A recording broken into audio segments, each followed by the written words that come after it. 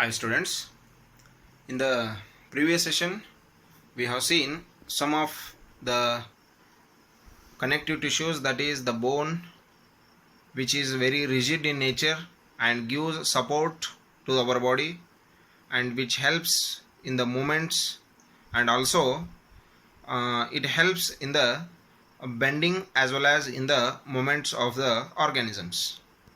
So along with that one, already we have seen the two more connective tissues, that is the tendon and the ligaments, which are going to join one bone to bone and one more, that is bone to muscles.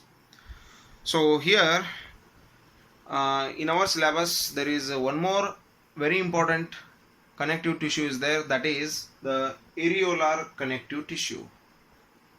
Areolar connective tissue. So here, hope you have understood the nature of this tissue. So why, what is the actual nature of this nature, that is its name is going to suggest you, its name is going to represent its complete meaning. That is the areolar means the cells are filled with the air. Areolar connective tissue means, so the cells are loosely packed and in between the cells the intercellular space is large and it is filled with the air. So that is the nature of this tissue, that is areolar connective tissue. Okay, so when we are going to see or study its internal structure of this connective tissue, so it has the two different types of matrix. So that is one, its matrix contains the two different types of fibers. Only one type of matrix that contains the two different types of fibers. So among those, the first one is white collagen fibers. So areolar connective tissue is made by matrix which contains the two different types of the fibers. So among those, the first one is white collagen fibers and second one is yellow elastic fibers. White collagen fibers and yellow elastic fibers.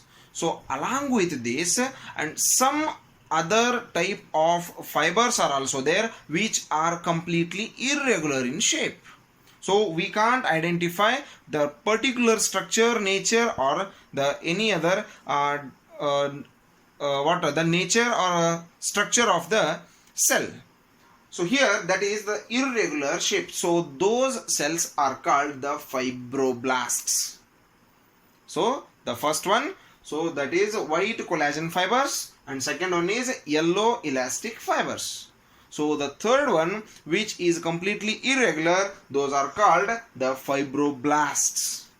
Okay, so here the main function of, let's move towards the functions of this areolar connective tissue. So that is, some cells of this areolar connective tissue, they are going to engulf, they are going to eat, they are going to digest the bacterial cells and prevents the infection from the bacteria.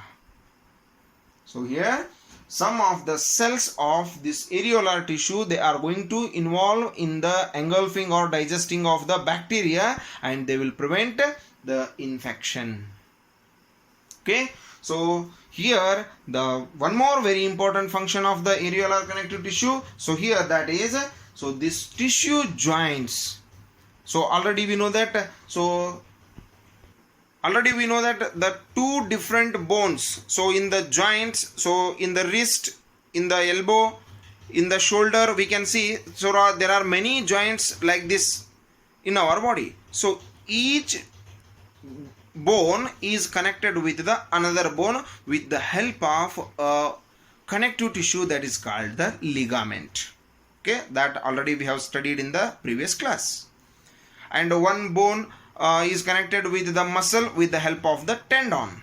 So here one bone is connected with the another bone with the help of the ligament, and one bone is connected with the muscle with the help of the one more connective tissue that is called what? The tendons.